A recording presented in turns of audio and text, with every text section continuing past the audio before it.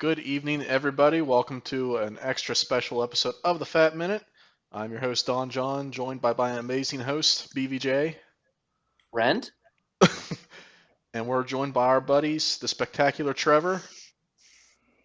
Go!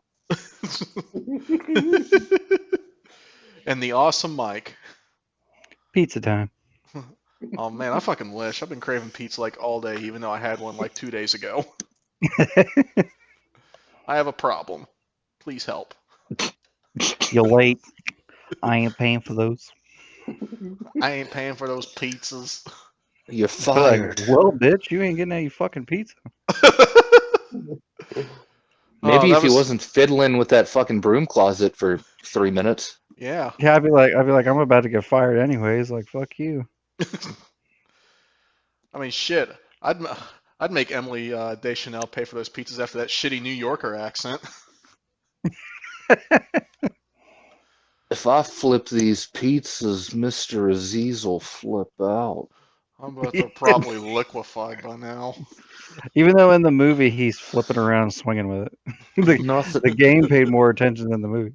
nothing like a little New York water system to clean out the sinuses. I'm late for Dr. Connor. I'm surprised It's we're gonna actually we're kill actually me. we're actually streaming the Spider-Man PS2 game tonight. Hope you guys enjoy. Load Yeah. up that low res Italy music. No lie, no lie. For a while, that was the ringtone that my alarm would make on my phone every morning. That's that's an anxiety inducing I first mean, thing at like 6 a.m. you get out of bed real fucking quick when you hear that shit. Mr. Aziz, I'm coming. So tonight, in case you can't tell by the title of the episode scrolling across your screen right now in front of your face, we are talking about Spider-Man No Way Home. Came out this past weekend. Just to give you guys a warning, there will be spoilers. So if you haven't seen the movie yet, don't want it ruined for you, log out now. So we're just gonna start off with initial opening thoughts. We'll go around the room. I'll start us off. Just kind of like quick 1 or 2 minutes, just your initial reaction to it. I mean, just me personally, have you ever seen a movie that made you question, what did I do to deserve this, but in a good way? um, Never before have I seen a movie where I felt like the movie was too good for me. Just as a lifelong Spider-Man fan, I couldn't have asked for anything more. It's very rare to get a fucking movie like this, and this was the best movie we could have gotten right before we enter Spider-Man's 60th year. Um, so that's just my initial reaction. Mike, go ahead.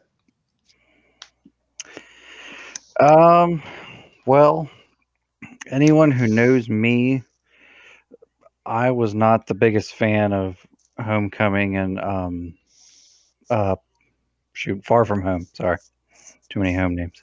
I am a I am a hardcore Sam Raimi trilogy Tobey Maguire fan.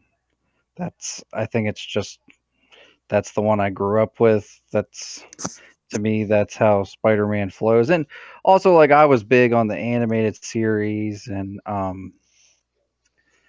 as far as newer stuff I really like the 2014 game and Into the Spider-Verse, but I don't know. There was just some certain things that irked me with how they portrayed Peter Parker in the first two movies.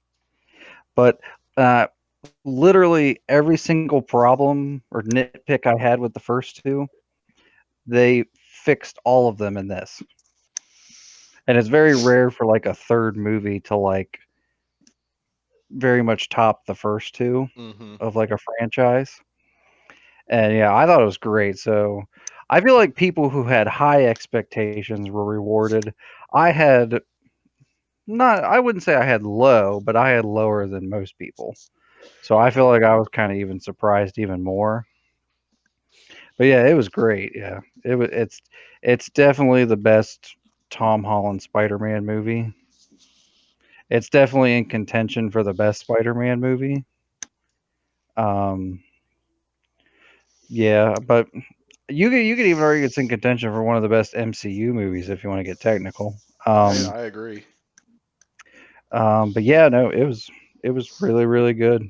It's I really want to see it again because there's just so much going on in it. But Yeah, like I usually don't see movies in theaters more than once. If I really like a movie in theaters, I'll just wait and buy it on Blu-ray. But like, I'm going to buy the Blu-ray for this, but I don't want to wait that long to watch it again. So yeah, but luckily, like Blu-rays don't take as long to come out anymore. It'll probably be out in like 3 months, but still, like damn well it's better. 3 months. Yeah, but no, yeah, it was. Before I guess we delve into it, I'll just say, yeah, I really liked it. It was really really really good. Trevor? Huh? Yeah, it was all right. Well, I was listening. It was okay. Oh. No. um, um, You Whoa, buddy, calm down. no, yeah, easy. No, I absolutely loved it. I've told Blake this a couple times now, I think, but I think it's cemented Tom Holland as my favorite live action Peter Parker. Like,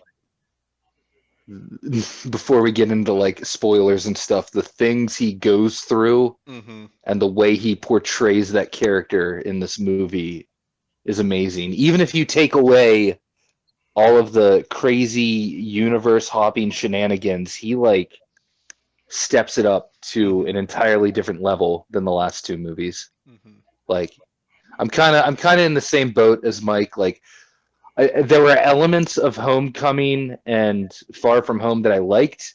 Specifically, there's a lot of really cool set pieces for me in those movies. And I thought like Tom Holland was kind of the best balance of Peter Parker and Spider-Man because they are two different personas. hmm My my go-to rant is I liked Andrew Garfield Spider-Man more, but I like Tobey Maguire Peter Parker more, and Tom Holland was a good mishmash. But no, Yeah, I think he takes it to a whole different level in this movie, and if nothing else, I'm extremely curious to see where that character goes from here Yeah. because there are yes, there are so many directions they can take it.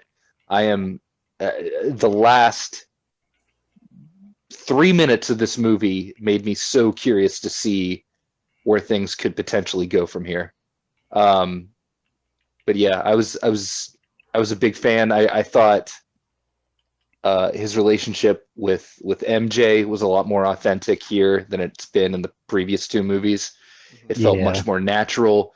They give you just enough time where it's a little bit on the dull side in the first act for his relationship with his friends to kind of be illustrated properly. But no, there was a lot here to really like, and I have very minimal complaints overall. Blake? Oh, man, I mean, I guess I'll just get into like what I thought in general overall without getting into the specific details and all the pieces of it and the people in it. But I mean, this movie, I absolutely loved it. It was like watching a dream happen. Like it felt too good to be true. And it was just kind of it was like a I mean, you have, not just a good movie, which is hard to do when you have a film that is playing so much with nostalgia, but it's a great movie. It's a great third movie. It's a great universe movie. Um, and it is the part I love most, is it is a love letter to an entire generation's worth of memories. Um, it's like it's really a once in a lifetime kind of movie. hmm Um, I don't know if it could ever be replicated again. I mean, I guess I'm just going to go for the spoilers here, to have, three actors of the same character in the same movie, and people be this excited over it. Like, yeah, to try to ever do that again with anything else, with anyone else, it would just look like a cheap copy of that. hmm Um, but it's beautiful. It's profound. It's also poetic. Tobey Maguire got to be in a fourth movie. He got to be in a third movie that was satisfying, and Andrew Garfield got to be in a third movie. And yeah, it's just. I don't want to go off the rails here, but I guess that's just what I think so far. Just without getting too into it. Well, then let's go ahead and get into it, and we'll just kind of open discussion. Feel free to interject as we all make our own individual points and everything. But I mean, yeah, you're absolutely right, Blake, about how this is a love letter to everything that came before it. And I mean, I love how, like, you could tell the director, John Watts, really fucking studied the Raimi trilogy and the Mark Webb amazing movies, like to really make sure that he got everything that he was playing with, make sure he got it right, and make sure he was able to bring these tones and themes together and make them contrast and mesh together in a really satisfying way. Because I mean, one thing I said this to you as well, Trevor. Like, my thing that I love the most about this movie, one of the things I love the most, is how all the returning actors are just able to step right back into these roles as if no time has passed at all. Like, Yeah. like it's like you see it, like especially with Tobey Maguire and Andrew Garfield. The second like they enter the movie, you see it because like Andrew Garfield's still that sarcastic, slightly cynical ball of energy. Tobey Maguire is still that wholesome goofball. Like the way Toby just like kind of walks in through the portal and just waves at Ned's grandma, like that's Tobey Maguire. That is Tobey Maguire's Spider-Man 100%. And then Yeah. Andrew Garfield, like, why'd you throw the bread at me? Like, well, prove you're Spider-Man. He's just hanging on the ceiling, crawl around. Why do I have to crawl around? This is enough. Like, why? How am I sticking to the ceiling then? Like, that is exactly Andrew Garfield Spider-Man. And with the villains too. Alfred Molina, I'm like, that's exactly how I remember him from Spider-Man 2. And Willem Dafoe, holy, like everybody just went back into these roles like no time had passed at all. And in some cases, they've even improved. Like Willem Dafoe's Green Goblin is a million times more of a motherfucker and way more vicious in this movie than Spider-Man 1, in my opinion. And Oh my God. I think a large reason for that is because they got rid of the mask. Because Willem Dafoe is able to express and emote so well. And I always felt like that was a major shortcoming of the Raimi movie with the Raimi Green Goblin, giving him a static mask. It just felt like it was really handicapping what could have been an even greater portrayal. So getting rid of that mask and having Willem Dafoe being able to do his thing, I think just really helped that character so much more. Yeah. I'll go ahead. I'll go ahead and take a chance Yar. to pop back in there. Yeah, I mean, like I really want to almost retract any roasting I did of John Watts before. Like he was able to accomplish what a Star Wars sequel trilogy failed to do, and he presented fan service done correctly. It doesn't come off. As the memes have been saying, he used Palpatine in a more useful fashion as well. Pretty much. He was God damn it, Trevor, you made me fucking lose my thought. Sorry. No, but it was fan service done correctly, and it never comes off desperate. It never comes off pathetic. It never comes off cheap.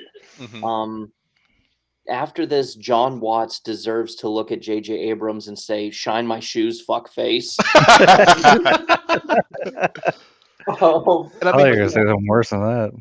Yeah. I heard "shine my shoes." I'm like, "Where's this going?" Yeah. Let's not answer that question. Yeah. But I mean, and I think it is. I mean, it blows the other two out of the water. And you know what? That isn't me trying to continuously dunk on the first two Tom Holland movies. I rewatched them recently. I'm not trying to backpedal. I'm not trying to, play both sides of the fence, but they are likable movies. I think, they are likable.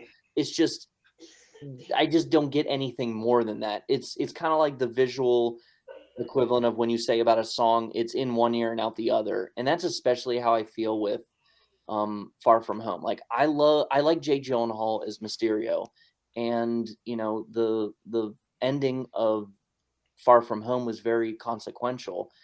Everything else, it just happens and then it's gone. Like I don't really have anything else to say about the rest of it.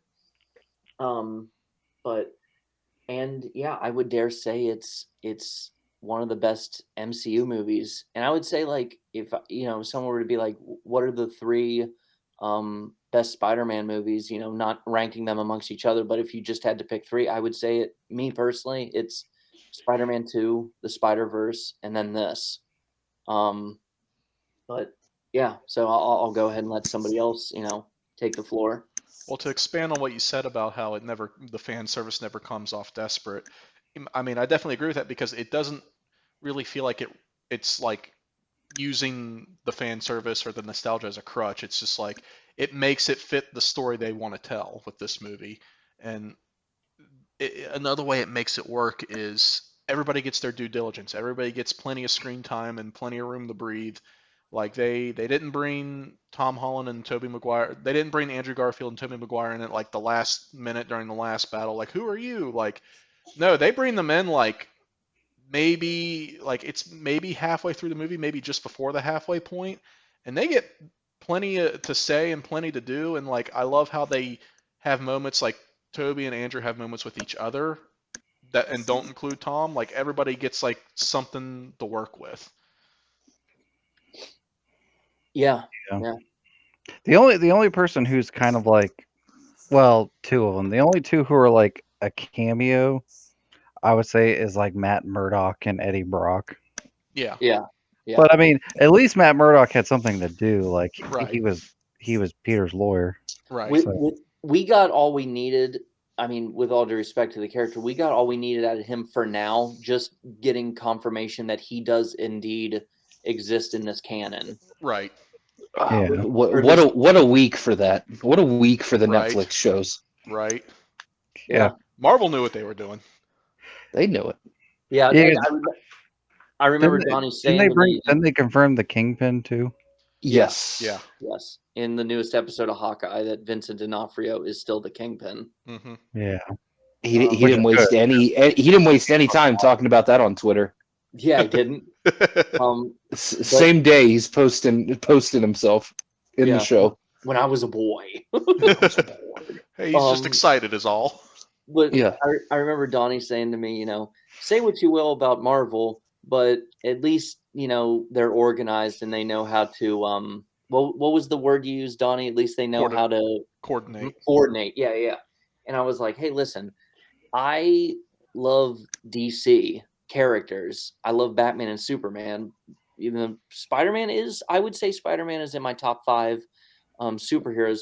I love DC. I love DC characters, but the management of Warner Brothers and DC fucking sucks. Like you won't get me being their like unofficial attorney. No, they suck. I like DC and I like Zack Snyder as an artist, but the management of them, as a production is just terrible. Yeah.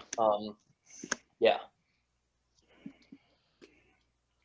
Trevor, what do you guys say? You've been quiet so far. I'm just kind of thinking on it. Wait, motherfucker, you had 2 days to think on it. I'm just thinking on it a bit more. Okay, well, I don't want to keep getting dead air, but go ahead, Trevor. You look like you were going to say something finally. I mean, I didn't look like anything. We're not on camera. I might have sounded like I was about to say something. But yeah, no, I just wanted to like take a second and Blake, just kind of going off something you said is like, Marvel, they kind of plan ahead. They know what they're doing. I'd argue Phase 4 has been the most inconsistent in that regard. I was just thinking about it the other day, but it seems like half of the properties they know where it wants to go, and the other half they're just ambiguously setting something up. Yeah, like that after credits scene for Shang-Chi with Bruce Banner and Captain Marvel, that just means absolutely nothing. I think even to the people that made it, it means nothing. It is so ambiguous. It's not like older after credit scenes where it's like setting up something greater. Like it's just ambiguous. There's no tease at something greater. I haven't even seen that after credit scene. Quick recap, but it's like Hulk and Captain Marvel show up as holograms, sort of like an Endgame, and they're like, these rings are projecting a signal to the middle of space, and that's it. Okay. I wouldn't say that it's inconsistent. I think they do have very much a plan and end goal. They just don't want to give Right. I think it's like they don't want to give too much away just yet. Well, maybe it's more that it's very polarizing. That half of this stuff seems to be setting up some sort of multiversal plot, and the other half is doing something else. Was it just Black Widow's after credits thing? Is just what's her name talking to Elaine from Seinfeld? Yeah. It sets up the Hawkeye series. Yes. Okay. And that character also showed up in Falcon and the Winter Soldier. I think they might be setting up like Thunderbolts or Dark Avengers or something, but it's hard to say. Yeah, I heard that because like some people said like, how like in No Way Home when Eddie Brock is sent back to the Venom universe or whatever. Yeah. There's that little bit of symbiote. Yeah. Well, I'm going to assume that we're going to get Tom Holland in the black suit, but people are like, well, what are they going to do with Venom? And some people said, well, maybe because that's like Matt Gargan was in jail, and Matt Gargan was Venom in the Dark Avengers and the Thunderbolts. Right. Or what they could do is they could just because J.K. Simmons plays both the MCU Jonah and the Tobey Maguire one. It's like they could just have Tom Holland be Eddie Brock in this universe. You mean Tom Hardy? Or Tom Hardy, I'm sorry. I thought I was stroking out for a second. No, my bad. But yeah, and like they could like do Eddie Brock different because I want to see Agent Venom, but like the Flash Thompson in this universe isn't cool enough. He's more of just kind of like a goofy comedic character. I was like they could just make Eddie in the MCU like a military veteran or something instead of a reporter and just skip to Agent Venom. Remember when Eddie Brock in the Sam Raimi movies prayed for God to kill Spider-Man even though he didn't know he was Spider-Man? He just wanted him to kill a reporter. Yeah, he should have done his own dirty work. Yeah, that was pretty fucked. Maybe tone it down if they bring him back again. He had the realest beef. Yeah. Literally in a church praying for another man to be struck down. Well, I know a lot of people hate that version of Venom, but like the Topher Grace Venom, like as far as villain, like that being the end of that trilogy, like he was pretty evil. Like that's he had no redeemable qualities. Like you had like the Sandman and like Harry Osborn who kind of like redeemed themselves, but like no, he literally says in the movie, he's like, I like being bad, it makes me happy. Like he's just a sicko.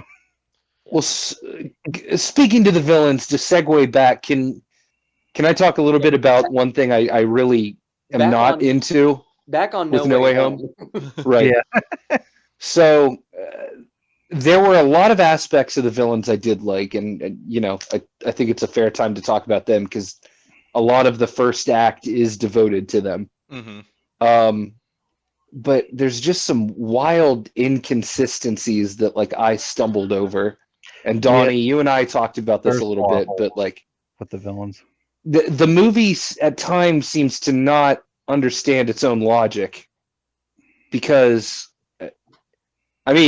Donnie, you and I have talked about like Electro is there, and the movie goes out of its way to say the villains pulled over are the ones that know Peter Parker is Spider-Man. Right. Electro doesn't know that. They even draw attention later in the movie to the fact he doesn't know that. Well, also too, like Eddie Brock doesn't know who Spider-Man is either. Well, Well, there's a reason for that that's explained in Venom 2. and looking back on the Electro thing, like Yeah. yeah, in the Amazing Spider-Man 2, yeah, we never see Electro learn who Spider-Man is, but I'd be willing to believe that like with how much Max Dillon was stalking Spider-Man, how he had that like Yeah. whole shrine built to him, I'd be willing to believe that like he saw, oh, I've noticed in the Daily Bugle, this Peter Parker guy's taking all the photographs. I'd be willing to believe that like he stalked him so much he knows that Peter Parker is Spider-Man. He just doesn't know what Peter Parker looks like or who he like exactly is. Which is fair, but my point is if they could have a line in there to emphasize the fact he doesn't know what he looks like, why couldn't they have one to say he knew his name? If I could just jump in there, I would No. also, yeah. Anyway, I would. That's just sometimes there's just something in a movie that you just got to be willing to forgive and just move Yeah, on. no, You know what I'm saying? But like, I think the rest definitely makes up for it. It's just I something would- that caught my attention. to add to, I mean, I think that could work, Donnie. And without it getting into like I shouldn't have to write half the movie. It's like whatever, it is what it is. But I would even be willing to just say, oh, there was probably an in-between scene where when when Andrew Garfield's Harry Osborn, what's that guy's name in real life again? Dane DeHaan. Dane DeHaan. When Dane DeHaan recruits Electro, he just says, you know, oh, my best friend Peter Parker is Spider-Man. Dane So, DeHaan like, didn't know then yet though. He didn't know then. He Yeah, didn't. no, he didn't. He didn't know until after Electro was killed. Yeah, he didn't. He doesn't. fraud, Spider-Man. He doesn't. Yeah, he doesn't know until the scene where he flies up as the Green Goblin and he sees Spider-Man standing there with Gwen Stacy, and he like does like a double take when he looks at both of them, and he's like, "Oh, I got it." Yeah. Well, then I retreat back to my point of sometimes there's just some things in a movie that you just got to be willing to forgive and just move past. Yeah. There's some movies where you just gonna be like, it's a fucking movie. Which Like, Trevor, Yeah. I think the line that you mentioned with No Way Home when they bring attention to the fact that he doesn't know who Peter is, I think it was meant to kind of like be like he knows Peter Parker is Spider-Man, he just doesn't know who Peter Parker is when he's like, 'cause Right. he's like, oh man, you're a kid from Queens, you know, you help poor people. I just thought you would be black. Yeah. So I think that. I think that line was supposed to serve that dual purpose there. It just kind of maybe came off a little Right. weird. Or The we could all be wrong, and all the villains and like Tobey Maguire and Andrew Garfield aren't even the characters from their movies. They're just from timelines that are similar to the movies but different. Yes. Yeah, that's actually That- what I have. If you want to get to the whole multiverse thing, they could just be alternate versions of the movies. yeah, 'cause that's fair. Yeah. each universe can have different timelines. Because obviously, here's the thing: like, Tobey Maguire doesn't come from the exact same timeline as Alfred Molina's Doc Ock, because Tobey Maguire's older and Doc Ock is still young. So they just pulled from different timelines within different universes. Within sound like a bunch of fucking nerds, but it's whatever. Well, we could theorize this all day, but I want to touch on that is that I'm glad that they didn't try to make, because Andrew Garfield more or less still kind of sort of looks the same. Mm-hmm. yeah. I'm glad that they just let Tobey Maguire be his current age. That kind of Yeah. that definitely added to like the charm of it all. Is Which- that we which- got But some- going by the logic of the Raimi movie, he was probably supposed to be like, 22 this time around. But, and it's also one of those things where it's like, yeah, I can come up with a list of like, oh, it would have been cool if they did this or they did that, but I would rather just really continue to be in love with what they did do and be happy with that. I personally, I would have really loved if there was a quick scene where Tobey Maguire had to evacuate a parking lot and was like, "Get out of the way, motherfucker!" Do you know how old the Tobey Maguire Spider-Man would be now? Like, According to the story. Like in real time? Well, yeah, if 36. 38. I was close. Yeah. Because there's a point, I don't remember, was they show his birth date on one of the things. I can't. It's either for school or whatever, but like it was 1984. So yeah, he'd be 38 now. Interesting. See. But I mean, Tobey Maguire's older than that. Like Tobey Maguire's Yeah, Tobey Maguire's like a whole decade older than that. Yeah, because Um, he was like 27 when in 2002 when. Right. that's very clearly an adult male chasing a school bus Yeah. But the for funny thing is for like some reason. Andrew Garfield was the same age for Amazing One. Like he was Andrew 27. Andrew Garfield was 29. Was it 29? He Oh, was okay. 29 when he did Amazing One.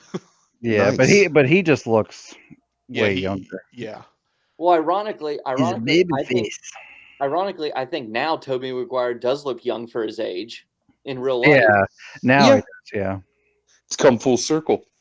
But But Um, to kind of like go off of what you were saying, Blake, about like I could go on about stuff I would have liked. Like I kind of feel the same way. Like one thing I would have liked was if they brought Mysterio back, like been like, oh, he faked his death, because one, that would have been like par for the course for the character. That's some shit Mysterio would totally do, and it just would have been another moment of that goddamn motherfucker.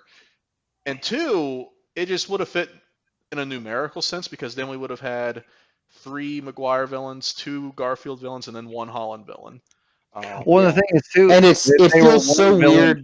shy of the Sinister Six. Yeah, it feels so weird that like they had a villain team up, but without a sixth person. It only Yeah, feels weird. It only feels weird if you are really into the source material. Like if you're willing to look past that, like it doesn't really feel that like it didn't bother me any, I guess is what I'm trying to say. Like yeah, With me, it's like I know it's the Sinister Six, but I'm watching yeah, the movie and I'm like, I'm okay with this. Like I would have loved to have Mysterio in there for a full rounded Sinister Six, but right. that's not because I feel like the movie is lesser for him not being there. No, no. It's just my it personal wish list, and I can't it really it, knock a movie Yeah, for not fulfilling my I personal wish list. it I guess really I'm spoiled a little by the PS4 game Oh, totally. it because really they went full out Sinister Six. it, Oh it yeah. yeah, really it really just came down to they took one villain from each of their movies. It Yeah, was Yeah. it was the Tobey Maguire trilogy villains, and then it was two, each two one amazing from villains. the two amazing villains. Well, the Um, thing they could have. Would be funny if they had like Paul Giamatti's Rhino. That would have been wild. I love the yeah. reference to it. It's like, what are some of the craziest things you guys have fought? Well, it sounds like you've already met them. One time I fought like a mechanical rhinoceros. I fought an Well, no, alien. he was kind of dumbfounded because he's like I fought like this alien made of black ooze. He's like, oh really? I went off world and fought this big purple alien. He's You like, guys you fought guys fought aliens? aliens? He's like, the weirdest thing I ever fought was a guy in a rhino suit. Yeah, he's like, I want to fight an alien. They should have just made him be like, aliens are real. Yeah, I do like the line about being an Avenger. Yeah. That's good. There was Yeah, so much good banter in such a short amount of time, and none of it felt forced. Like Oh, it The was thing I great. love is when Andrew Garfield cracked Tobey Maguire's back. That was Yeah. awesome. Yeah. I love that. Oh yeah, I got this middle back thing too. You want me to crack your back? Sure. The whole time I'm thinking of that line from whichever of the Maguire ones. But my back. It was the second one. Yeah. My back. Do you know? Did you hear that scene was actually created out of spite? Yes, because he wasn't it something with like he He had a almost back injury or Well, he almost didn't come back for two because for the longest time they said he had injured his back filming oh Seabiscuit. yeah, But they were gonna get Jake Gyllenhaal, weren't they? yeah, they were gonna get Jake Gyllenhaal, but apparently what it was is that whole like he heard his backstory was a lie. The rumor is Uh-huh. that Tobey Maguire was lying and just didn't want to do it anymore, and like pissed a bunch of people off. So they wrote that scene in like the script like as a fuck you to him. There's also a point where like one of the times the Daily Bugle spins up on screen, there's one of the little side articles if you look is about chronic back pain. Yeah, but no, I wanted to say I forgot the opener where I said like the things that I disliked that they addressed and they fixed in this Mm-hmm. was, and I I think when we ranked the Spider-Man movies, I mentioned this, but my problem with the first two Tom Holland movies is that they're fun. They're what's the word I'm looking? They're cute. They're That's very cute. they're very friendly movies. They're very safe movies. Um, but my thing is every single media before these movies, when I would read the comics, when I would watch the cartoon, when I would watch the Sam Raimi trilogy, one of the biggest things about Peter Parker is about responsibility and sacrifice and risk and hardships and learning things on your own and growing up. And that just wasn't there. It wasn't there. Like the whole thing with Peter Parker just starting out, like with Tony Stark as a father figure and having access to Stark technology and making all these fancy suits. I mean, yeah, don't get me wrong, I love the Homecoming suit. I love the way the Iron Spider suit looks. I love how they brought that to the big screen. But I did not like the Iron Man Jr. thing. And even though they killed off Tony Stark in Endgame, that was still a big thing in No Way Home. And like, even when he was like down at The his Farmer lowest Man. fighting Mysterio, like Happy Hogan picks him up in a Quinjet, and then he immediately can design a new suit. And I'm just like, all right, Well, I was just tired of that. I was tired of it being safe and happy, and like there was the whole like cliffhanger of Homecoming was Aunt May finds out he's Spider-Man. Well, what does that do? Like, what's the consequence of that? Well, there is no consequence because the next movie they just skipped over it and she's cool with it. And I mean, yeah, you can say that Far From Home had the twist where Mysterio reveals Spider-Man to everyone and makes him out to be a bad guy, but there's no conflict in that because the conflict of that doesn't happen until the next movie because it mhm. happens at the very end of the second movie, which this movie handled well. But the thing with this movie is this movie put Peter Parker through the ringer, and that's the Hmm. point. They put him down on rock bottom. And that's the best Spider-Man stories is when Spider-Man's at rock bottom and he finds his way out, but he finds his way out on his own. He doesn't rely on the Avengers. He doesn't rely on advanced technology. He relies on himself. And I he grows up like he doesn't feel like a little kid in this movie. Like his aunt he made a stupid decision. He wanted people to forget who he was because him and his friends couldn't get into MIT. They even joke about that when Doctor Strange is doing the Yeah, spell. It's like, yeah. did you even ask them and state your case? It's like, or did you just read the letter and like come here? It's like he made a dumb kid mistake and he paid the price for it. And it's like right, what Doctor Strange said. He's like, despite saving the universe together, I keep forgetting that you're still just a kid. right. Yeah, who makes kid mistakes and people paid for it. His aunt lost her life It um and he lost MJ, he lost his best friend. Nobody remembers him, and since nobody remembers who he is, his whole connection to Tony Stark and Happy is gone. Yeah, And this No Way Home really managed to raise the stakes while bringing the character back down to his most bare roots. right. And so he has no family anymore, so he has to just go get a shitty apartment somewhere. Like, He get his fucking GED. yeah, We have never yeah, seen that before. yeah, that I I was gonna love bring that. that. I was gonna bring that because that's with the ending. That's the part that got me the hardest was that when you see the GED study guide in his box because like him like choosing to like not remind MJ and Ned who he is like yeah that was very bittersweet but I was also like I get it it's his way of protecting them and all that but like Mhm. And seeing and the that's something Spider-Man would do. right but seeing the GED study guide I was like oh my god this kid literally has fucking nothing now No, it's like like Mhm. he probably he had to drop out of school to get a job. yeah, he's a high school dropout living in a shitty New York City apartment that probably has a million fucking rats in it. Like, this kid has fucking nothing now. Probably Well, has a also, broken door. well, Yeah, yeah. Well, also, like I didn't think he probably didn't drop out. It's because nobody remembers him, so he can't go to school there because that right, was like a Right. special like science school. right. And also, like he doesn't have the Let's technology anymore. Like the suit he was wearing in like the final battle was probably just too beat up. Hmm. So he stitches a new suit together, and like that suit is just like, mwah, let I is mean I beautiful. the end. I don't know. I don't know the exact timeline, but let's not forget, like, he was fucking yeeted out of existence for 5 years, Right. like very closely prior to this. Right. On top of all these other things, like, I think it's safe to say, like, he went through the fucking ringer more than either of the previous two Peter Parkers. Yeah. At this Like that- the amount he lost, like and that brings me to my next point that I was gonna kind of like expand off what Mike was saying about how with Homecoming and Far From Home, it's just so inconsequential. Like he doesn't really lose anything. And I say Right. I say yes, that is true, but I feel like that was the point with the long con of this whole trilogy because it kind of comes to what I've said before about modern mainstream audiences, and I'm not talking about anybody here specifically. I'm talking in a very general sense, but modern mainstream audiences do not want to let anything develop anymore. They don't. They want instant gratification, and I mean, in a world where you have whatever you want at the palm of your hand in your smartphone, you can search it in 20 seconds.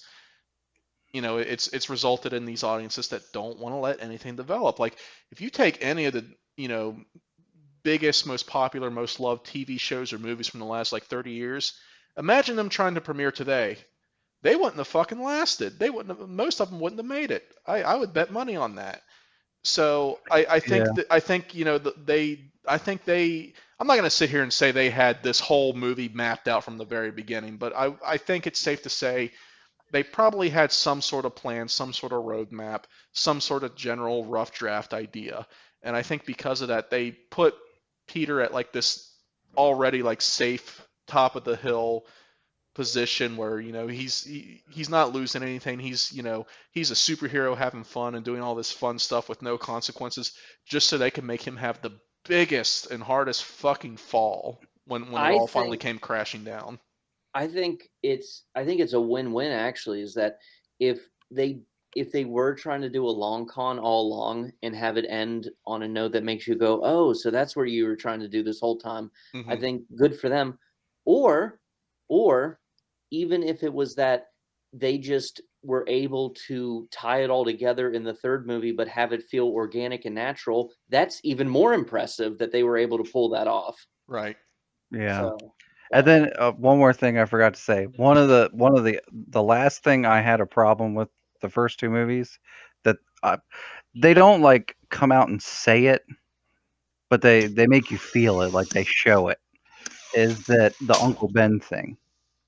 Because to me, um, Uncle Ben is the reason Peter Parker is Spider-Man. Peter Parker isn't Spider-Man because he got bit by a spider. That just gave him powers. He was going to use that for personal gain, where like in the comics, like he became a wrestler and wanted money. Like Uncle Ben's moral with great power comes great responsibility, and him letting that guy go who indirectly kills him, and then Peter feels responsible. Like that's what makes Spider-Man Spider-Man. Like there's consequences to your actions, and you have a responsibility. But with this movie, they show that they don't say it, but there is no Uncle Ben. In this, Aunt May is Uncle Ben, and her death cements that. And you see her gravestone, and there's no gravestone beside her that says Ben Parker. So I'm thinking, well, this universe of Spider-Man is a Spider-Man that grew up with Aunt May as like a single mom. That's what I'm getting. And I'm So okay with that actually, in hindsight, yeah, it's good for retroactively. modern audiences, but also I was watching a review not too long ago, and they said something, and like it clicked for me. Like Spider-Man: No Way Home is the origin story for Tom Holland's Spider-Man. They kind of did it Mhm. backwards, where like a trilogy, the origin story is the first movie, but in this one, it's the third movie. Hmm. Hmm. Like Yeah. they build him up and had like the fun, like carefree little kid, not little kid, but kid Spider-Man, and then they just yeah, they just like I said, they just send him down to rock bottom, and now he's back to square one. He's where the street level comic book Spider-Man is, where he has nothing. Hmm. And Yeah. I absolutely I thought this was easily Tom Holland's best performance in any movie he's appeared in as Spider-Man. Hmm. I thought he was great. It was just one of those things where it's like and I guess I want to get back to like the multiple Spider-Man plot line, but I loved all of them. I thought they each were doing something that was great. And then, I've been waiting to bring up, but I think in a way, like honestly, and I know it's Tom Holland's movie, and I know that with Tobey Maguire, it was like seeing a childhood friend again. I honestly think out of the three of them, my personal favorite was Andrew Garfield. Yeah. Like, He I was really good in it. God, I fucking loved him in this. Yeah. I fucking teared up at the "Are you okay?" Yeah, That no, fucking Yeah. hit me so hard. the best thing ever is being, and this is one of those movies where it's like, yes, be safe, wear a mask, get boosted, all that. This is one of those movies where you have to see it with as many people as possible, Hmm. and it just adds to the experience. And that is why, like, streaming is fine and everything, but like the cinema cannot die. Like, that is an experience that must live on. And the best thing about that was just seeing the audience go absolutely ape shit when they were screaming like, "Go, Andrew, go!" and he saves her, and they're all like screaming and hollering. Like, it was so great. And that brings me to a point I wanted to make too, like, because my theater, and I'm sure you guys same thing. My theater was fucking packed when I saw this Mm-hmm. movie, and they were wild the entire time, and like just that energy. Like I can't remember the last time I was in a movie theater with that much energy. It Definitely was before. Endgame. I mean, probably, but definitely before the pandemic at the very least. And it just makes me think, like, when I see, going on a little tangent here, when I see, like people like Ridley Scott and Martin Scorsese and Francis Ford Coppola talking shit about these movies and how, they're shit, trashy amusement park movies, whatever they want to call them. And I love those directors and I love the movies they've made. I'm a huge fan of those guys, especially Coppola.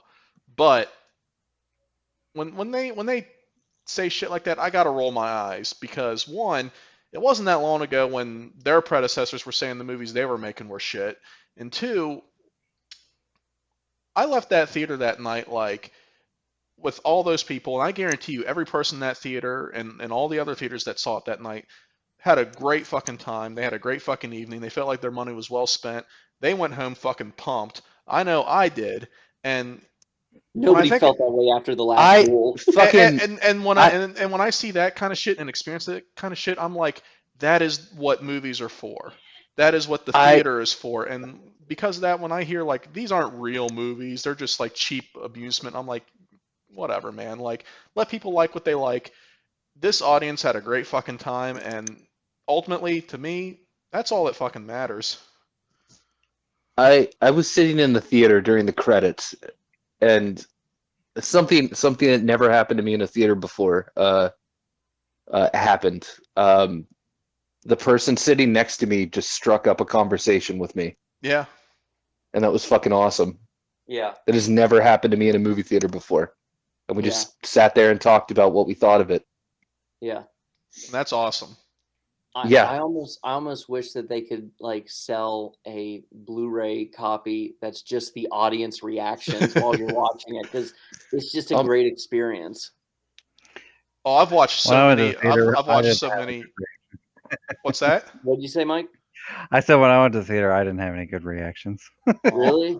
Yeah, because I went Saturday in the afternoon, so it was a oh, bunch of mom it was a bunch of moms that brought their little kids. oh. So other than hearing like a kid every now and they like say something like there wasn't any A reaction. kid, Man. a kid who was probably born after the Maguire and Garfield movies. Yeah. Yeah. No, the thing is, back in Cumberland, tonight would have been the night to go. Yeah, Yeah. It's Monday. Yeah. Um, Monday. But I was like that'd be so packed like it'd be so hard to get a fucking seat. yeah. yeah. But I Um, mean, yeah, like my theater was packed and they exploded so many different times during this movie. Like, I wish you guys could have seen me Exploded how? in every single way. Not a Interesting. There was not a dry eye or section of floor in the whole theater. Um, Hmm. but I wish you guys could have seen me when I realized it was Andrew Garfield in that portal before he jumped through, Yeah, because for a second I thought it was Tom Holland. me too. Like, and like I've talked about it on here before, and you guys know, like, before this movie, The Amazing Spider-Man 2 was my favorite Spider-Man movie. I know, not a popular opinion, but it's my opinion. And I was always a huge defender of Andrew Garfield's Spider-Man, and I always, really loved his portrayal of Spider-Man. So for him to get his moment in the sun was just like really, this movie was really fucking cathartic for me as an Andrew Garfield fan. For him to finally get his moment and to like really get his closure finally on his run. Although there are rumors that Sony is apparently maybe planning more projects with his Spider-Man.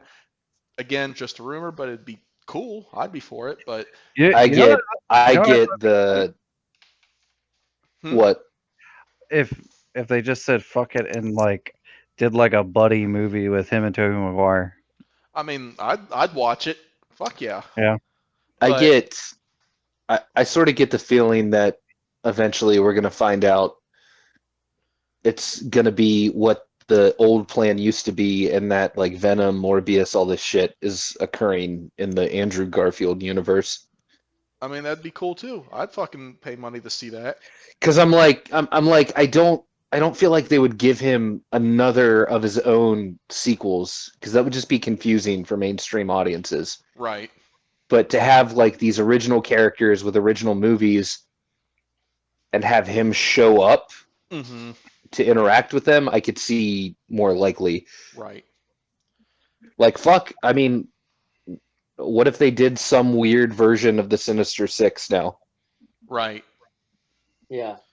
And have him be the person that goes up against them. I'm not trying to be negative or whatever, but I do got to say, and I know y'all will agree with me, that Morbius movie looks like dog shit. Absolutely. Yeah. Yeah, well, it's coming out in January, so that's. I am Venom. That delivery, that's the take they went with. Yeah. No, the worst is what he says afterwards, because it just he's like, "Oh, I'm just Dr. Michael Morbius at your service." It's just like, oh my god. Yeah, he's trying to be Jared Leto's trying to be gothic and quirky at the same time, and it's like, nah, man, that don't work. I was talking to Blake the other day about it. That fucking movie looks like one of those early 2000s superhero movies where it looks like it should like they were with like the Nick Cage Ghost Rider. Yeah. Well, it's back when they were experimenting with the smaller unknown properties.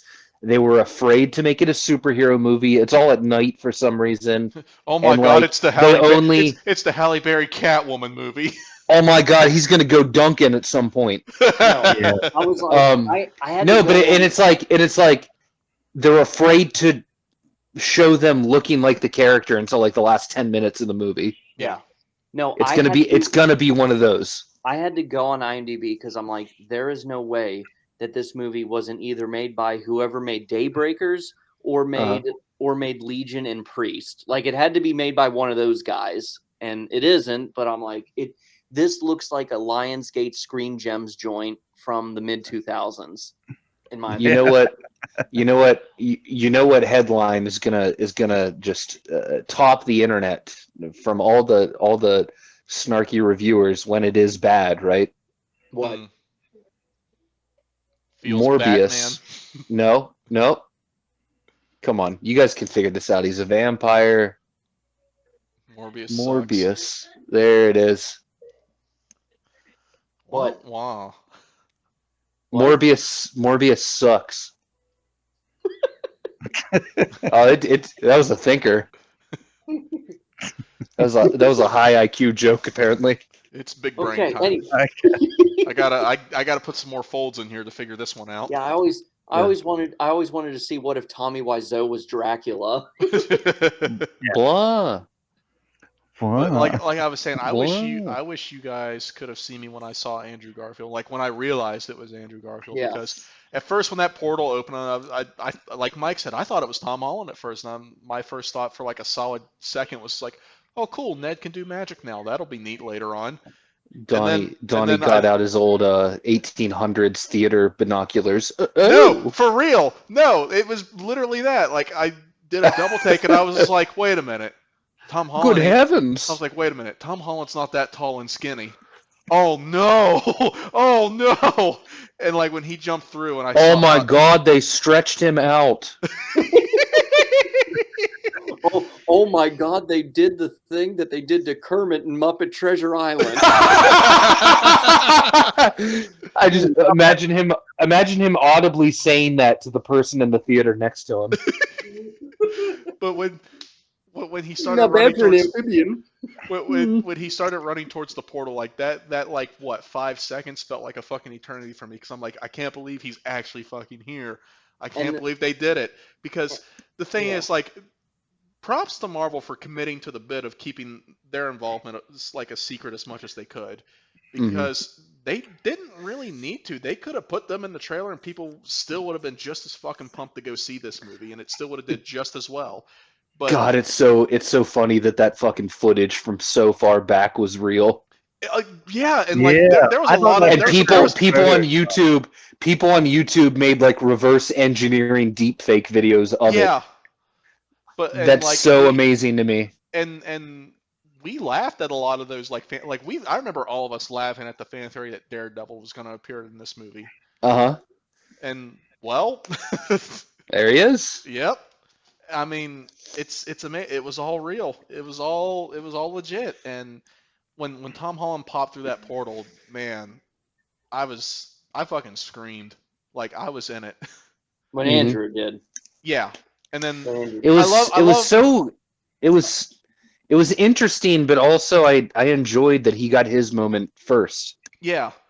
And Yeah. I also like the difference, like the subtle differences in terms of like themes and plot and story with Andrew and Toby, because like like keeping Andrew in his suit the entire movie, whereas Toby, he's wearing his suit underneath his street clothes. It's a really Cool youth pastor. yeah, Yeah. and That was it's funny. a really subtle way of showing like their stories. Like another Mhm. thing I really love is that this movie makes it clear that these two guys' stories continued after their last movies. Like when Mhm. Toby's talking, like, "Hey, it took a lot of time and a lot of work, but things eventually worked out for MJ and I." And Andrew Garfield's talking about, like, I tried to continue on after losing Gwen, but at a certain point, I stopped pulling my punches and I got bitter. And you can see that, like, in the fact that Andrew only wears his suit and Toby still wears his street clothes. Like, Mhm. Andrew Garfield's Spider-Man, he became bitter and retreated more.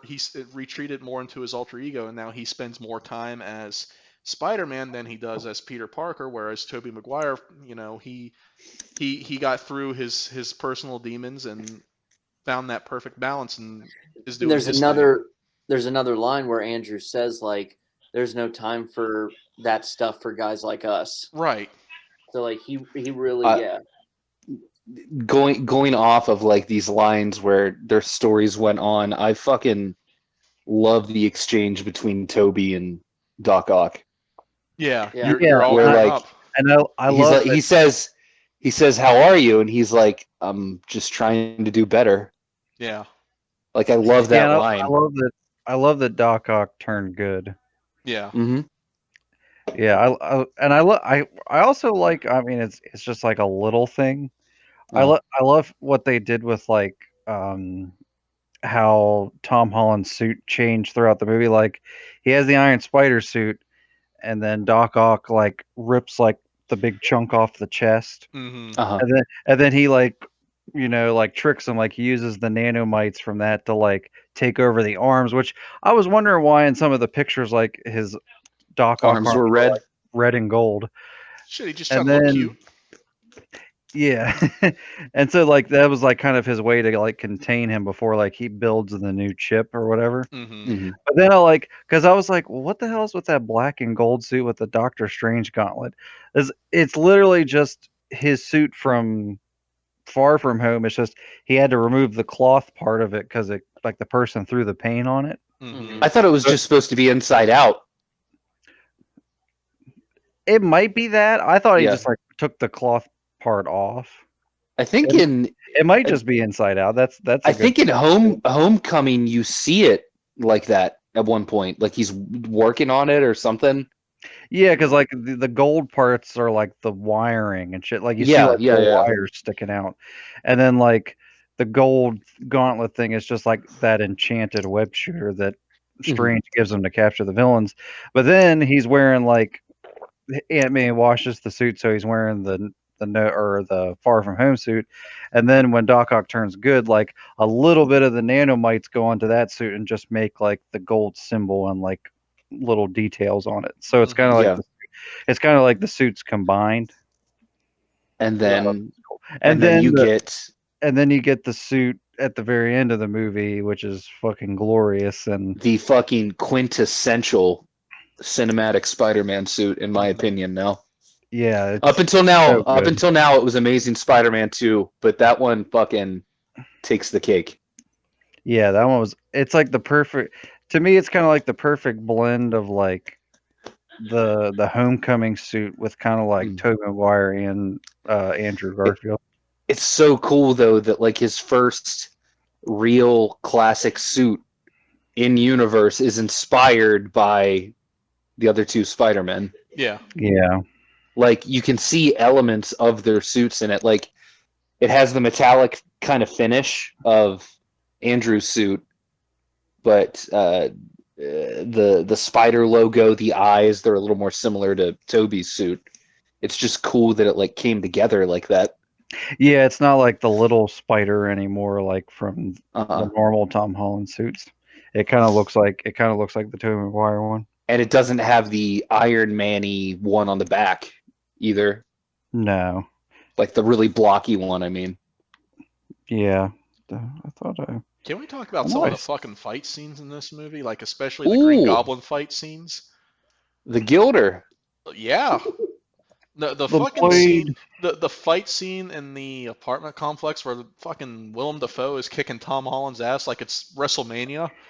That That was scene had me Yeah, that had that me was fucking intense. wild. That was some fucking ultimate Green Goblin shit. Yeah. Yeah, Like just brute forcing people. Yeah. And Willem Like Dafoe can and in the Willem, comics, can normal Green Goblin do shit like that? yeah. yeah, yeah. He's super Okay. strong. Yeah, Gotcha. Green Goblin before Venom was pretty much Spider-Man's antithesis. I didn't know if like outside of Ultimate Green Goblin if he really did shit like that. Oh yeah. Yeah, yeah. He's really strong without like even his gadgets and stuff. And like that scene in the apartment complex where they're just like beating the shit out of each other. God, the fucking lead up to that scene had me on the edge. Oh like yeah, The when spider everything sense just when is stops. Peter's spider sense is freaking out and you don't quite know why, like, oh my Mhm. god, I fucking knew something bad was about to happen. But And like Willem Dafoe's delivery where he's just like, Norman's on sabbatical. Like here we he fucking go. yeah, he slipped back into that role like it was yesterday. Ugh. And another thing I noticed too is that Tobey Maguire had interactions with Doc Ock and Sandman, but he Mhm. didn't really have any with like Green Goblin. Like they like Uh-huh. they like specifically made him like the focal point of like Tom Holland's Mhm. like antithesis. Mhm. Yep. I love And I love Willem Dafoe in one of the interviews where he's with Alfred Molina and Jamie Foxx, and Willem Dafoe just says, "I mean, really, we weren't supposed to be in No Way Home originally. I just came up with this idea where it's like, hey, let's go beat the shit out of Tom Holland, and then they just added CGI." I mean, Willem Dafoe does all of his own stunts and fight scenes in this movie, and It is they look fucking great. yeah, to kind of mention it at right here. It is so cool to see Willem Dafoe and Alfred Molina bounce off each other. Yeah. Like not just two iconic Raimi villains that never really met in the movies prior to this point, but like these two Academy Award winning actors Mm-hmm. just fucking interacting off each other. It's just amazing. And to kind of go back to what I was mentioning earlier about how in a lot of ways there were tweaks to these villains that improved them from their last appearance. Like Electro stealing Tony Stark's arc reactor is such an awesome and organic plot device that I'm amazed it's never been done in the comics before. Like I saw Yeah. that, Yeah. I was like, how has this never been done before? That is fucking amazing. and I like how And like it's like such a it looks simple like a idea classic when you really think about it. Yeah. Yeah, and it gives him the classic like green and yellow look because like when he uses his powers, it makes the electricity go over his face real quick. Mm-hmm. Mm-hmm. Yeah, but yeah, no, Are and we all like just gonna stand here and pretend that I'm not butt ass naked? yeah, that was funny. But I was surprised that like Thomas Hayden Church and like Rice Ifans like did so much voice work for like their characters since they were pretty much CGI the whole movie. It's Yeah. well, for both of them, it was scheduling conflicts. Yeah, that's what I figured. Like they Yeah. couldn't be there, but like they Well, could that do and like ADR The later. that, and well, I imagine the also part. it was just also a good way for them to save money production wise, because Yeah. I'm sure getting Tobey Maguire, Andrew Garfield, Willem Dafoe, Jamie Foxx, and Alfred Molina costs a pretty fucking penny. So You know, having those guys it's just do voiceover, I'm sure saved a Yeah. little bit on the budget. it's funny. I like every Sandman moment in the movie, even though it's kind of dumb. He slipped so easily back into being a straight up villain. Yeah. The Well, only thing I can think well, I of mean, is I just like when he first shows up. He's like, Peter, what's going on here? well, it's pretty much implied. He's like, in you're not Peter. I mean, it's pretty much implied in Spider-Man 3 that he's just kind of a dummy. Yeah. That's why he's a crook. yeah. I like his interaction with Electro as well. What happened to you? I fell into a vat of eels. What happened to you? I fell into a particle accelerator.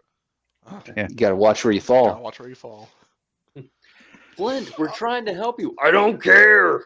I don't care. That's all you need. It's like, okay, there we go. And I love Yeah. the line, like I want to see my daughter again. I love the line with Andrew Garfield and Tobey Maguire, like, Max was just like the sweetest guy until he fell into a vat of electric eels. Yeah, that'll do it. That'll do it.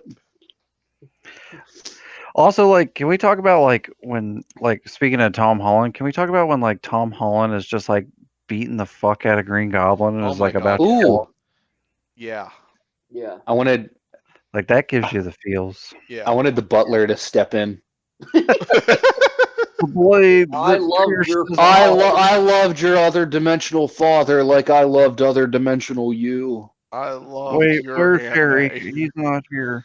I loved your Gilder. So in your timeline, in your timeline or in your universe, is James Franco still a sex offender? Ugh, Yeah. we don't talk about him. He knows what he did. I also like I love that when at the end when they give Norman Osborn the cure and he just like he reverts back to normal, just that one line, just, oh God, what have I done? Like that's all you Yeah. need. That's all you need. Yeah. Yeah. When But when he also- fought No, go ahead. when Norman first shows up and he goes to Aunt May at Feast and he's like, "Where am I? There's no Oscorp." That's just Yeah. fucking me when I wake up in the morning.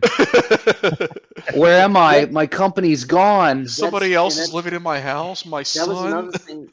That was another thing that this movie did that I didn't really expect to, I guess, do further. Like they already did it, where like I saw a commercial where Doc Ock says, "I'm Dr. Otto Octavius," and they're laughing at it like, "For real, what's your name?" And I'm like, "Oh, I guess Dr. Octopus or Dr. Octavius doesn't exist at all in this universe." And then also they take it further where like Oscorp and Norman Osborn do not exist in this universe at all. Right. Nope. Which has some implications because it's like if they did go in a Dark Avengers route, they're gonna have to really mix it up Yeah. Yeah. because he plays a kind of pivotal role in a lot of that. Yeah. Ned has to become Hobgoblin. I really don't think they're gonna do that. No, You don't probably see it? not. Well, No, isn't it like? I just Isn't feel- it? It's the thing with like the Flash Thompson of the Tom universe. He just that actor just doesn't. I feel like they don't have that range to really like do that kind of character. Isn't it like? Really, that version of Ned is Ned in name only. Like, isn't he more like He's He's essentially Miles' friend from the Yeah. comics, isn't he? Yeah. What's his he's- name? I fuck. forget. He's in the fucking game. Because he even looks like him because Yeah. Miles's friend is like a little overweight and like I forget what ethnicity he is, but he's not white. I can't recall his name, but it's basically just that It's a- character with Is it like Banky Ned. or something? I I feel like he has like a nickname, like he's is it like Genki or yeah, something like Yeah. Genki? or Yeah. Banky. Yeah. Something. He's literally Banksy. that's who Ned is. Like he's not going to be the fucking Hobgoblin. But Big if true. I just don't see that guy like. I mean, I like that I just they don't gave him something see to do that with guy like the magic. throwing flaming pumpkins. No.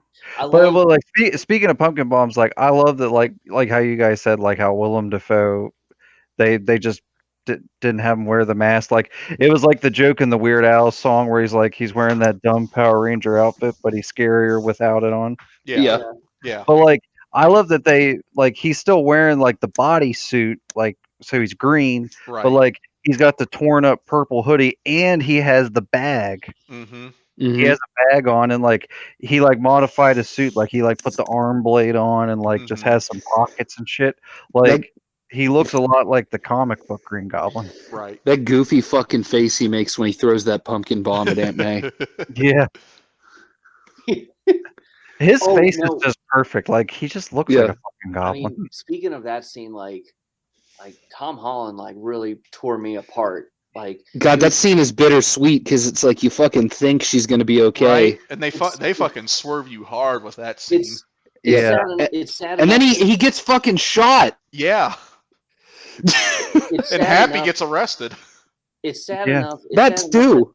it's sad enough that Aunt May died, but Tom Holland makes it even sadder. Like, Mhm. yeah, God, that scene of him just in the rain watching the big Daily Bugle screen as they continue to shit talk him. That's a literally me moment. Yeah. you look like a good Joe. And that was the thing where I said where like this movie is like the origin story. Like this Yeah. was Aunt May dying, like that was his Uncle Ben. Like that was the death of The- Gwen Stacy for him. The old Parker luck. That was that was the moment that made him the real Spider-Man. Mm-hmm. So I guess Yeah. this leads to a question: is do we think Tom Holland's gonna return? Because there's some of the interviews he's been given lately and a lot of talk going around like nothing's really set in stone yet. And I noticed, correct me if I'm wrong, I noticed that at the end of the movie they didn't say Spider-Man will return, Yeah, they Well, just did a Doctor Strange teaser. which I don't think it was the time to do that. Which sidebar, Multiverse of Madness looks fucking dope. That trailer has me hyped. God, And it's Sam Raimi. Yeah, I fucking love- fucking Shumagorath. I'm ready. they've only done it a few Yeah. times. Yeah, I saw that. I was like, holy shit, Shumagorath's gonna be fucking in it. They've I'm only ready. done it a few times, but I fucking love when Marvel puts a full-on trailer as a credit scene. Yeah. It's always Yeah. so hype when they do that. Like, I feel like there's one other one, but the one that comes to mind is at the end of Captain America. They showed the first footage of Avengers that Mhm. anyone ever saw, and Yeah. it was like the hypest shit. Yeah. Even though in hindsight that trailer wasn't that good. No, but it was our first visual of it. But Yeah. Did be but the Super Bowl spot for the Avengers, like that was the Doc- peak right there. But do you guys Doctor think? Strange looks fantastic, though. But do you think Tom Yeah. Holland will come back? I think he will. I mean, I I thought it was. It's obvious Marvel and Sony want him to. But Well, I he thought it was confirmed at this point. He no, is nothing's been confirmed. well he has one more movie on his contract for the MCU. Does His he? contract his contract he has one more because Because he the his last contract was 4. the last I read was Amy Pascal, who I think is like the producer for Sony, said she said, yeah, we're actually getting ready to start the next trilogy, and then like I guess her That's what boss, I. yeah, and then like shortly after that, her boss at Sony was like, well, nothing's set in stone, but anything is possible. And then Kevin But then Feige Kevin- from yeah. Marvel, he says, like basically saying like they want to continue with Tom Holland, but nothing has been set in stone yet. And Tom Holland giving interviews where he's saying it might be time to move on from Spider-Man. It might be time to maybe introduce Spider-Gwen or Spider-Woman or Miles Morales. And also Tom Holland saying he wants to take a break from acting and maybe focus on starting a family. Everything's up in the air at this point. And it's just hard to say. If I had to make a prediction, here's what I see with the future of the live action movies. I think we'll get 2 more solid Tom Holland solo movies where we see this Spider-Man like continue to grow as an individual. Mhm.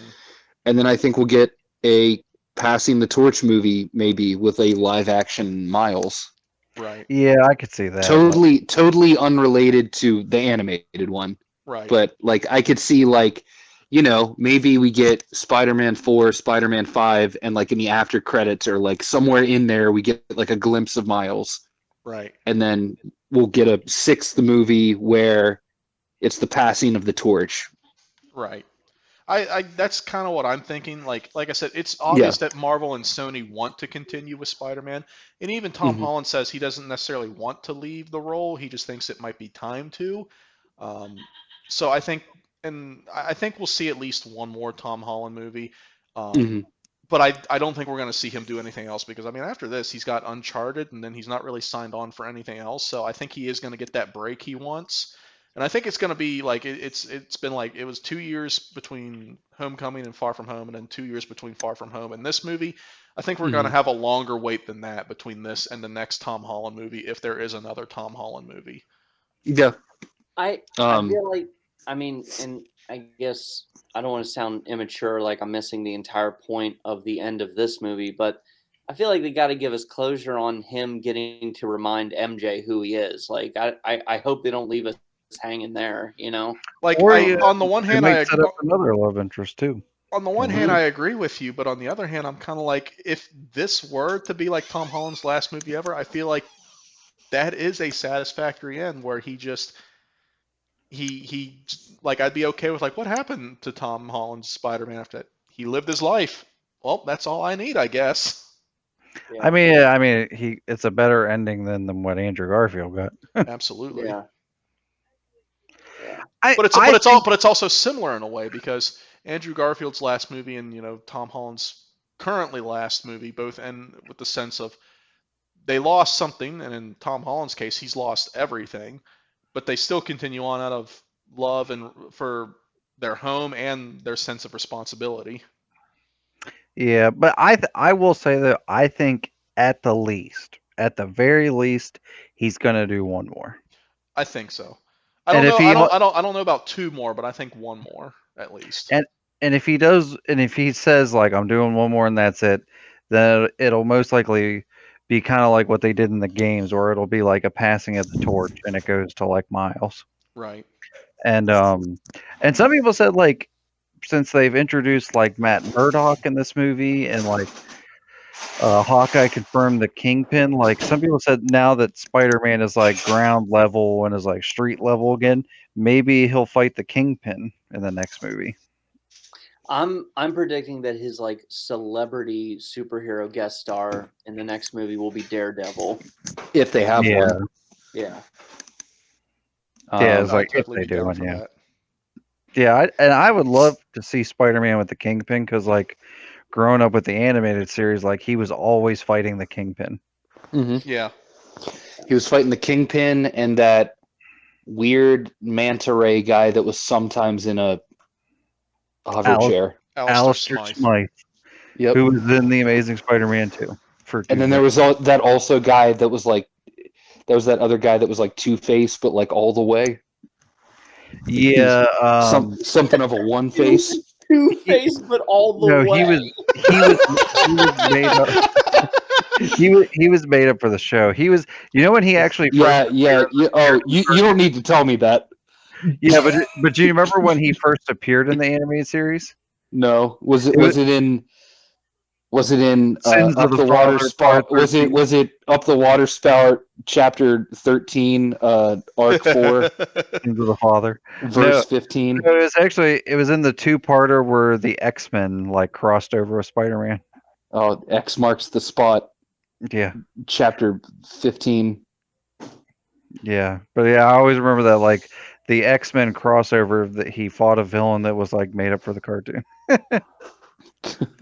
It's funny they like speaking of Alistair Smythe, do you remember that they had a fucking toy of his like attack wheelchair? Yes. But it's awesome.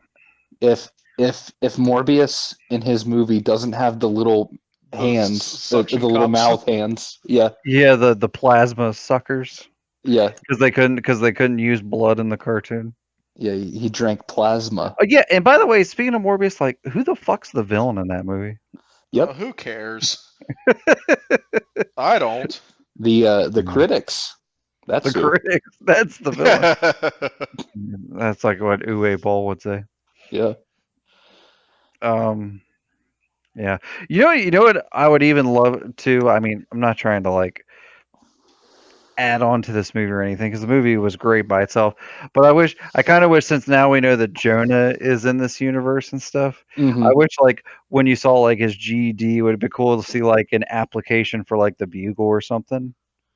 Which No, I think- totally predict that's where they're going to go with the next one. Like, yeah. the Daily Bugle is going to become a reputable online news source, and he's going to have to fucking get a job for them. And Yeah. I also think that with the end credit scene with the symbiote being left in the MCU, Mm-hmm. Peter Parker is going to get a job at the Daily Bugle, and him being able to get all these awesome scoops on Spider-Man causes him to outshine longtime Bugle employee Eddie Brock. And I think that's what the next movie is going to lead into. Is it Yeah. a safe prediction to think that the next movie could potentially be Kraven's Last Hunt? That'd be cool. Well, the thing is, you know what I keep forgetting? They have Aaron Taylor Johnson signed on as Craven for a movie. Wow, Right. what a terrible choice. Yeah. What an Like, awful, what an awful Well, fucking choice. Mike, you're you got to clarify that they haven't signed on for a solo movie Yeah. because everybody and their mother wants to see the origin of Craven the Hunter. Yeah. I want to see how he Yeah. gets that fucking pelt. How he gets that jungle serum. Um, But no, like, Speaking of Craven, though, I would love to see Craven though in a Spider-Man movie. That would be awesome. They hint at him at the end with the when the universe God starts fucking cracking. damn it! I'm sorry. Go ahead then. That's what I was gonna fucking say. Well, go ahead then. I'll let you do it. I can't wait to like watch this on like home release and like analyze. Yeah, that scene. Because I totally missed that. I just thought it was just random like figures. No, standing. I caught enough weird they ones. I caught enough weird ones where I was like, this means something. Like, Wait, what are you talking about? The cracks in the sky, the silhouettes. There was silhouettes of like other Spider-Man villains we've never seen. Yeah, I saw Rhino. Yeah, I saw Rhino and Craven. Was Craven the one that had like a staff? Yeah. I saw someone. Yeah, I saw someone holding like a long pole. Yeah, I can't wait till it's on like home release and I can fucking analyze that because those all fucking meant something. Yeah. But did you remember that, Blake? Like it was like I feel like it was like a fucking year and a half ago. Is that they said that they were going to do a Craven solo movie with Aaron Taylor Johnson? Yeah, they're still talking about it here and there. And, like, what an awful fucking choice for Craven the Hunter. Well, he can't. It doesn't make sense. He can't cross over with Tom Holland because in this universe, he was already Quicksilver. Well, they've already reused actors in the MCU, anyways. It's fine. Because the chick who's the main character in Eternals was one of the Kree and Captain Marvel. Let's just that Gemma Chan. Let's just say Quicksilver was Mephisto. God damn it. Man, I want to see that shit. So, speaking of that, like I want to see Ghost Rider in friggin' MCU already. Yeah. I know the Robbie Reyes and Agent Shield doesn't fucking count. Okay. You don't. I just have a problem with Ghost Rider being a TV character. I'm like, he can literally kill all of these guys. Why is he here? Yeah, it's like he deserves his own movie. He does. Well, no, correction. He deserves a good movie. Yeah.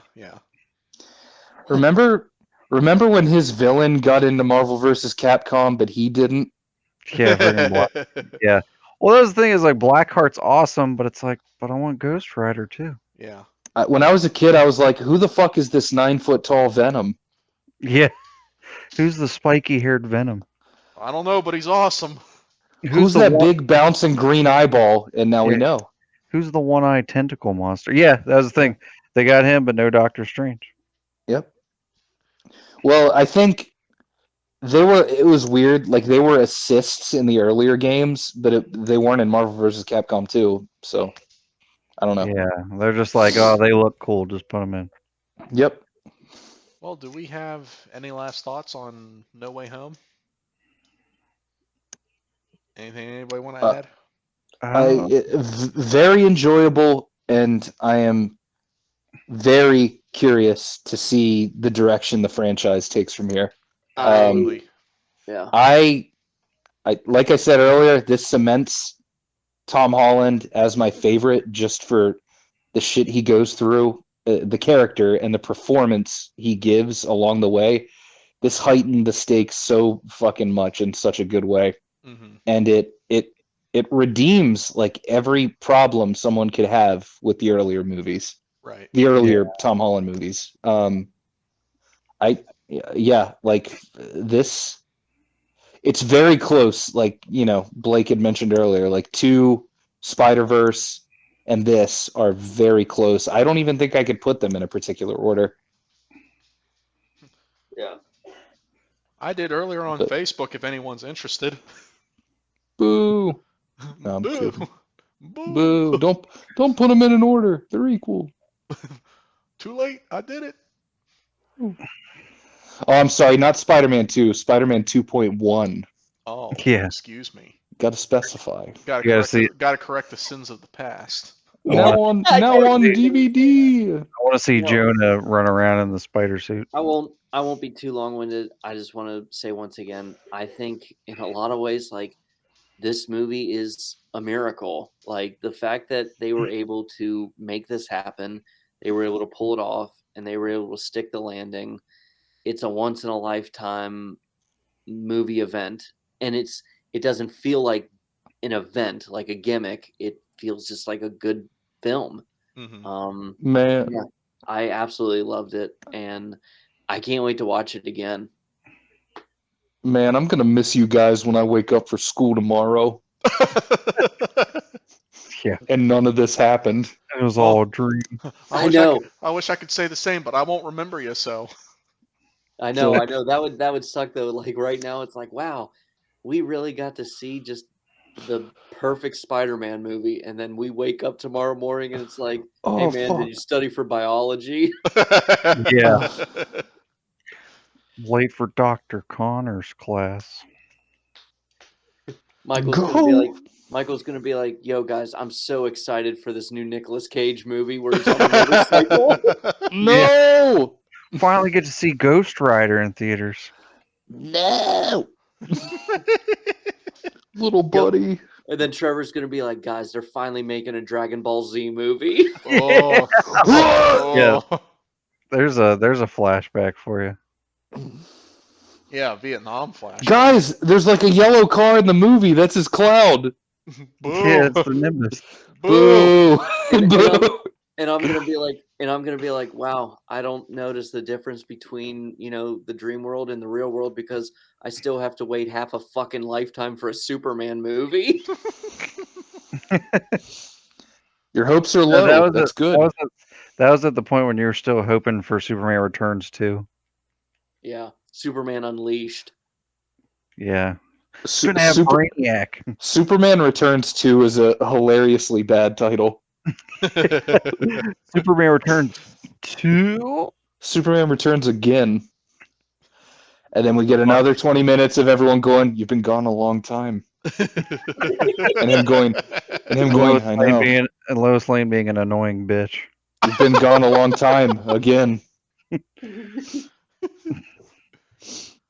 I had a kid. I don't care about you anymore.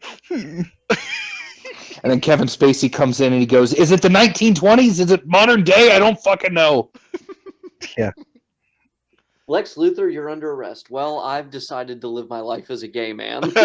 Ooh, he's got you there. He's going to be like, where's all the young boys at? Oh, okay, all right. Oh, whoa. Donnie, take us out. Donnie, can you cue up the prison bar's closing sound? I'll add it in post. There you go.